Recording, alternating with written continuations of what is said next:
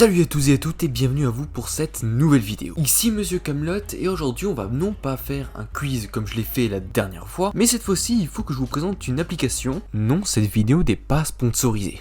Vous inquiétez pas. Je vais vous présenter une application qui s'appelle tout simplement Quiz Up. C'est en gros un truc qui rassemble plein de quiz et c'est sur téléphone, voilà. Et en gros, il y a un quiz Camelot. Ici, on joue en ligne, c'est-à-dire que c'est un duel entre deux personnes. Alors il faut savoir que j'ai toujours été assez bon là-dedans. J'étais deuxième mondial sur l'application. J'ai tout défoncé.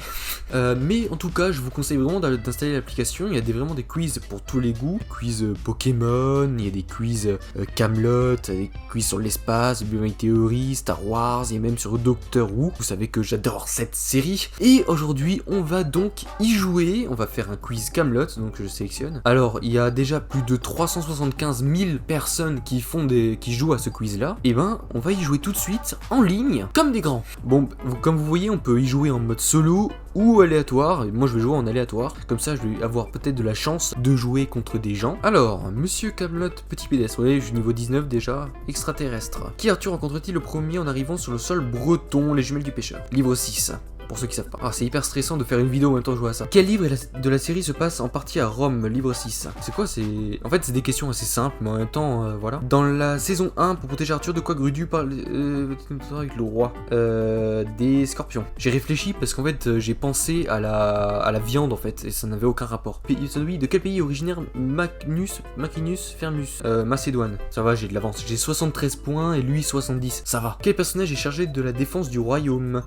C'est Léodagan. Dans la saison 5, la véritable identité de l'homme noir qui encroche un saut, c'est Méléagan. J'ai quand même 110 par rapport à lui. Dans la saison 4, à qui le roi Arthur expliquait les différences entre le vœu de chevalier et le vœu de chasteté au silence? Perceval. Voilà, bim! Et publicité, comme d'habitude. En attendant, si vous aimez mon contenu, n'hésitez surtout pas, voilà, à vous abonner, à activer la cloche, à laisser un bon gros pouce bleu, parce que ça me soutient pour la suite. Et n'hésitez surtout pas à donner votre avis en commentaire. Merci beaucoup à vous. Alors, tour 1. Dans quel camp militaire exerçait Arthur à Rome? La mi-sur-Ben. Je l'ai vraiment niqué là. Mon cher Rémi, je suis en train de te défoncer. Quel cadeau Arthur reçoit-il de César? Sa bague. Sa bague du contrôle de l'âme, dans le livre 6. Tour 3. Où est né Arthur à Tatagel. Pourquoi j'ai réfléchi? Qui vénecte-t-il en vin de transformer en dur à cuire? Yvain et Gauvin. On est presque à égalité. Putain, faut qu'on rouille. Quel ingrédient soufflé par Arthur a-t-il permis les malins de remporter les défis face à Elias? L'eau. Quel personnage Jacques Chambon interprète-t-il? Merlin. Il va trouver. Oh, il a mis Léodagan. Le mec il connaît pas du tout. Tour bonus. Qu'a choisi Gauvin comme surnom? Le chevalier au lion. Bah. Non. Ah non, c'est Yvain. Ah, je suis du genre de personne qui confond toujours Yvain et Gauvin, et je vous promets, ça m'est déjà arrivé. Genre, au début de la série, quand j'avais commencé à regarder la série, je confondais Yvain et Gauvin, et je confondais Perceval et Lancelot, au niveau des noms, pas au niveau du reste. Et c'était assez handicapant quand il s'agissait de parler avec des fans de Camelot. Dans la saison 2, quel est le nouveau jeu aux règles complexes de Perceval? Le jus, le sirop, et le Slooby aussi, mais ça c'est différent. Dans la saison 1, qui dit « je dis déjà pas merci dans ma langue », c'est tellement simple des fois. Que faut-il faire pour que la fumée d'un feu soit plus blanche?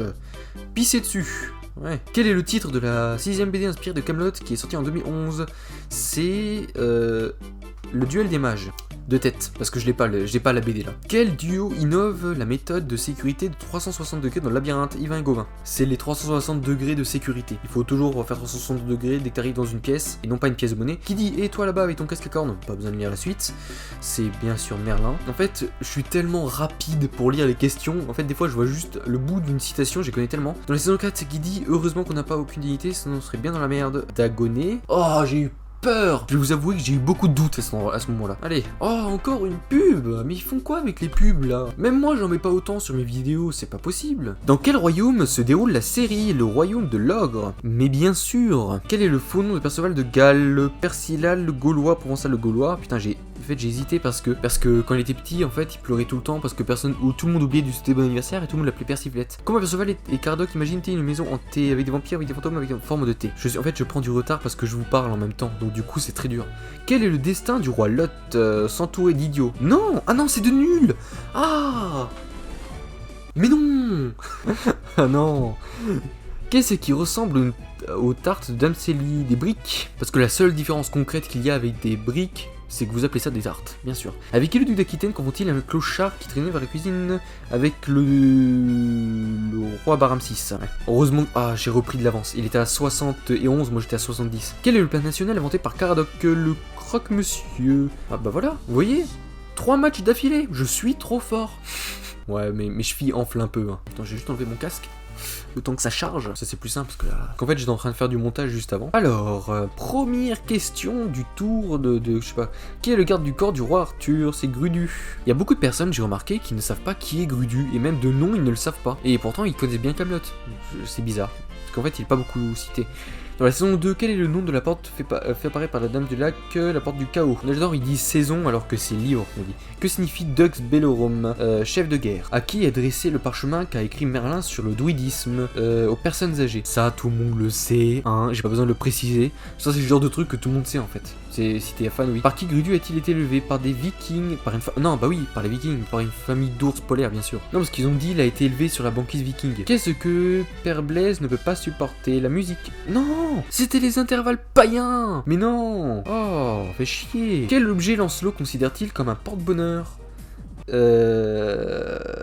Ah, sa dague. Non, mais... J'ai pas lu la dernière truc. Je me suis fait pour la première fois défoncer. Oh non. Oh non, mais ça c'est triste par contre. Hein. On va faire une dernière pour la route, hein, parce que sinon la vidéo va durer que 2 minutes, et ça va pas le faire. D'après Léodagan, que faut-il faire pour fédérer toute la Bretagne? Faut tout cramer. Bah oui. Tout cramer et tout recommencer, ça c'est la politique de Léodagan. De quoi Guenièvre a-t-elle peur? Des oiseaux. Parce qu'ils n'ont pas de bras. Ça, j'ai trouvé toujours ça marrant, c'est juste parce qu'ils n'ont pas de bras, et pourtant les serpents aussi, je sais pas s'il y a un lien. Bref, Caradoc a-t-il une particularité? Laquelle? Cadoc. Ah oui, non, il ne dort jamais. J'ai cru lire Caradoc, du coup j'ai paniqué. Ouais, c'est pour ça que il est un peu... Voilà, quoi. Hein. Quel est le titre de la 4ème BD inspirée de Kaamelott qui est sortie en 2009?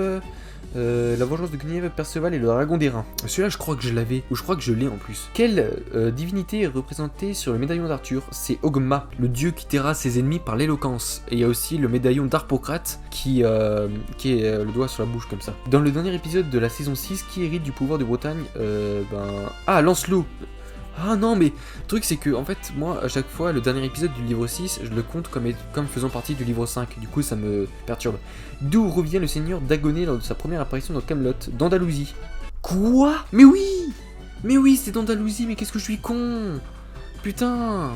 Oh. Bon ça va, j'ai gagné, c'est cool, mais quand même, c'est pas ouf. Du coup voilà, j'espère que cette vidéo vous aura plu. Si c'est le cas, n'hésitez surtout pas à vous abonner, activer la cloche, parce que je crois que sur 2100, vous êtes que, je crois, 500 à l'avoir fait. Du coup, ça fait très peu sur l'ensemble. Donc du coup, activez la cloche si ce n'est pas fait, et abonnez-vous vraiment, ça fait vraiment plaisir de voir que vous êtes de plus en plus nombreux sur la chaîne, ça me fait chaud au cœur. Et aussi, surtout, vos commentaires que j'adore toujours autant lire, donc n'hésitez surtout pas à le faire. Et aussi, bien sûr, sur 2100 personnes qui me suivent sur cette chaîne YouTube, vous êtes à peine une centaine à me suivre sur les réseaux sociaux, ce qui est assez décevant quand même, parce que même sur Discord, vous êtes que 20, je crois. Donc, n'oubliez pas que les réseaux sociaux, ils proposent souvent une inscription assez rapide. Donc, n'hésitez pas, sautez sur l'occasion, inscrivez-vous si vous n'avez pas de compte sur les réseaux sociaux, et suivez-moi parce que vous aurez plein d'actualités sur Kaamelott, et surtout sur la chaîne YouTube, et un peu sur ma vie de tous les jours, parce que je partage pas mal de trucs, et donc je pense que ça pourrait sûrement vous plaire. Sur ce, on se retrouve samedi prochain, normalement,